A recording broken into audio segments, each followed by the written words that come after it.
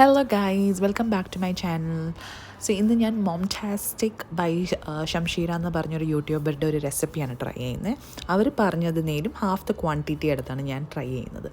അതിന് ഇച്ചിരി ബീഫ്, അതിൽ ടൊമാറ്റോസ്, പിന്നെ ചില്ലി പൗഡർ, ഞങ്ങളുടെ നോർമൽ ഡ്രൈ സ്പൈസസ് അല്ലേ, coriander powder, jeera powder, garam masala, turmeric powder, salt, ഇതൊക്കെ ഇട്ട് ഇച്ചിരി വെള്ളം കൂടെ ഒഴിച്ചിട്ട് നന്നായിട്ട് അതിനെ ഒന്ന് തിരുമ്പി പിടിപ്പിച്ചിട്ട് she keeps it pressure cooking. So normally നിങ്ങളുടെ ബീഫ് എങ്ങനെ പ്രഷർ കുക്ക് ചെയ്യോ അങ്ങനെ.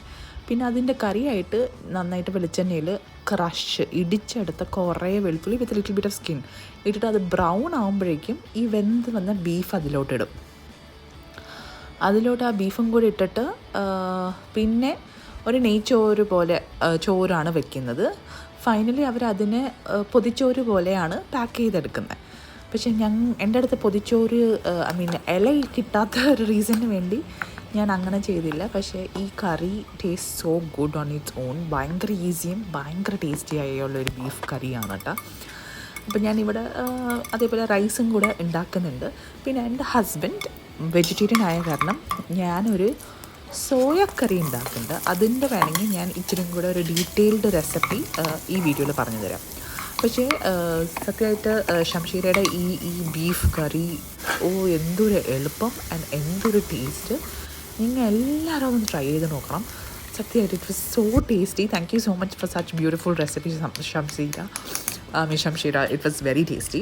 എല്ലാവരും ട്രൈ ചെയ്യണം എന്ന് തോന്നുന്നു. ഭയങ്കര എളുപ്പമാണ്. അതിൽ സവാള പോലും ഇല്ല. എനിക്ക് അതാണ് ഏറ്റവും ഇഷ്ടപ്പെട്ടത്. ഞാനിപ്പോൾ ഗീ റൈസും കൂടെ ചെയ്ത് ഞങ്ങൾ ചുമ്മാ രണ്ടും കൂട്ടിയാണ് കഴിച്ചത്. പക്ഷേ ഈ ബീഫ് രക്ഷയില്ല. നല്ല ഗാർലിക് ഫ്ലേവറും വെരി ടേസ്റ്റി. അപ്പോൾ കമ്മിങ് ടു ദ സോയ കറി, ഒരു പാനിൽ ഞാൻ കോക്കനട്ട് ഓയിലാണ് യൂസ് ചെയ്തിട്ടുള്ളത്. കോക്കനട്ട് ഓയിൽ യൂസ് ചെയ്തിട്ട് പിന്നെ അതിൽ സവാള ഇട്ട് നന്നായിട്ട് സോട്ട് ചെയ്യും, ബേസിക് കറിയുടെ പോലെ. പിന്നെ ഞാൻ പിന്നെയാണ് സ്പൈസസ് ആഡ് ചെയ്തത്. ബിക്കോസ് ചിലപ്പോൾ ഓയിലിടുമ്പോൾ ഭയങ്കര സ്പൈസസിൻ്റെ ഫ്ലേവറാവും, ഹോൾ സ്പൈസസിൻ്റെ. അപ്പോൾ നിങ്ങളുടെ അടുത്തുള്ള എല്ലാ ഹോൾ സ്പൈസസും അങ്ങ് ഇടാം. ഇതിൽ ബേ ലീഫ് ഉണ്ടെങ്കിൽ ബേ ലീഫും കൂടെ ഇടാം. എൻ്റെ അടുത്ത് ഇല്ലായിരുന്നു, അപ്പം ഞാൻ ഇട്ടില്ല.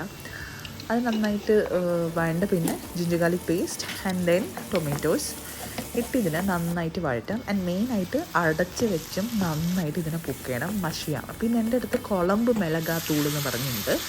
Mix of all the spices, അതും കൂടി ഇട്ട് മിക്സ് ചെയ്ത് ഇച്ചിരി വെള്ളം ഒഴിച്ച് നന്നായിട്ട് കുക്ക് ചെയ്ത് എണ്ണ മുകളിൽ വരുമ്പോൾ കുക്ക് ചെയ്ത് വെച്ച സോയയും കൂടെ ഇട്ട് ബോയിൽ ചെയ്ത് വെച്ച സോയയും കൂടെ ഇട്ടിട്ട് വെള്ളം ഒഴിച്ച് നന്നായിട്ട് അത് തിരിച്ച് വറ്റിച്ചെടുക്കും. നന്നായിട്ട് ഇങ്ങനെ ഡ്രൈ ആയ പിന്നെ ആ വെള്ളം കോക്കനട്ട് മിൽക്ക് ഒഴിച്ച് ഫിനിഷ് ചെയ്യും. ഇത് ഭയങ്കര യമ്മാണ്. നിങ്ങൾ സ്പെസിഫിക്കായിട്ട് കുളമ്പ് മിളകാത്തൂർ യൂസ് ചെയ്യണമെന്നില്ല. നിങ്ങൾ ജസ്റ്റ് ബേസിക് പൊടികൾ ഇട്ടാൽ മതി.